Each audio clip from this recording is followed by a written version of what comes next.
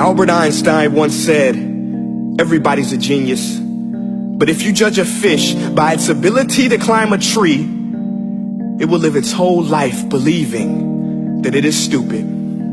Ladies and gentlemen of the jury, today on trial we have modern day schooling. Glad you could come. Not only does he make fish climb trees, but also makes them climb down and do a 10-mile run. Tell me, school, are you proud of the things you've done?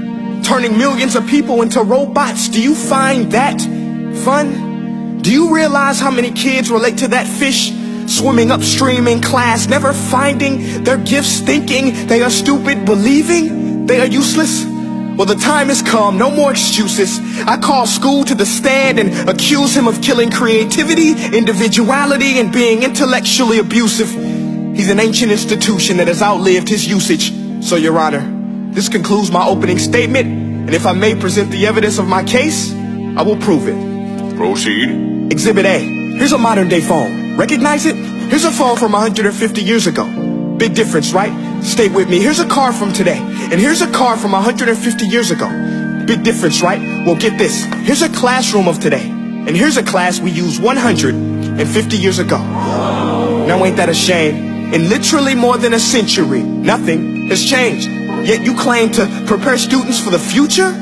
But with evidence like that, I must ask, do you prepare students for the future or the past?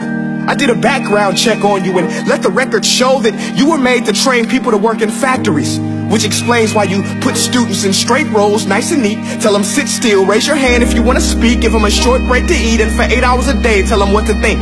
Oh, and make them compete to get an A. A letter which determines product quality, hence grade A of meat. I get it. Back then, times were different. We all have a past. I myself am no Gandhi. But today, we don't need to make robot zombies. The world has progressed. And now we need people who think creatively, innovatively, critically, independently, with the ability to connect. See, every scientist will tell you that no two brains are the same. And every parent with 2 or more children will confirm that claim. So please explain why you treat students like cookie cutter frames or snapback hats, giving them this one-size-fits-all crap. Watch your language. Sorry, Your Honor, but if a doctor prescribed the exact same medicine to all of his patients, the results will be tragic. So many people will get sick, yet when it comes to school, this is exactly what happens. This educational malpractice, where one teacher stands in front of 20 kids, each one having different strengths, different needs, different gifts, different dreams, and you teach the same thing the same way? That's horrific. Ladies and gentlemen, the defendant should not be acquitted. This may be one of the worst criminal offenses ever to be committed. And let's mention the way you treat your employees. Objection. Overruled. I want to hear this. It's a shame. I mean, teachers have the most important job on the planet, yet they're underpaid? No wonder so many students are short-changed. Let's be honest. Teachers should earn just as much as doctors, because a doctor can do heart surgery and save the life of a kid. But a great teacher can reach the heart of that kid and allow him to truly live. See, teachers are heroes that often get blamed, but they're not the problem. They work in a system without many options or rights. Curriculums are created by policymakers, most of which have never taught a day in their life. Just obsessed with standardized tests. They think bubbling in a multiple choice question will determine success. That's outlandish. In fact, these tests are too crude to be used and should be abandoned, but don't take my word for it. Take Frederick J. Kelly, the man who invented standardized testing, who said, and I quote, "These tests are too crude to be used and should be abandoned." Ladies and gentlemen of the jury, if we continue down this road, the results will be lethal. I don't have much faith in school, but I do have faith in people. And if we can customize healthcare, cars, and Facebook pages, then it is our duty to do the same for education, to upgrade it, change it, do away with school spirit, because that's useless.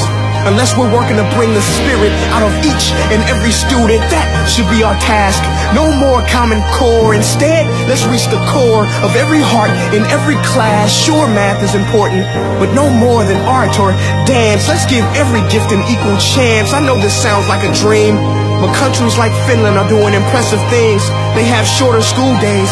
Teachers make a decent wage. Homework is non-existent, and they focus on collaboration instead of competition. But here's the kicker, boys and girls. Their educational system outperforms every other country in the world. Other places like Singapore are succeeding rapidly. Schools like Montessori, programs like Khan Academy. There is no single solution, but let's get moving. Because while students may be 20% of our population, they are 100% of our future. So let's attend to their dreams, and there's no telling what we can achieve. This is a world in which I believe, a world where fish are no longer forced to climb trees. I'll rest my case.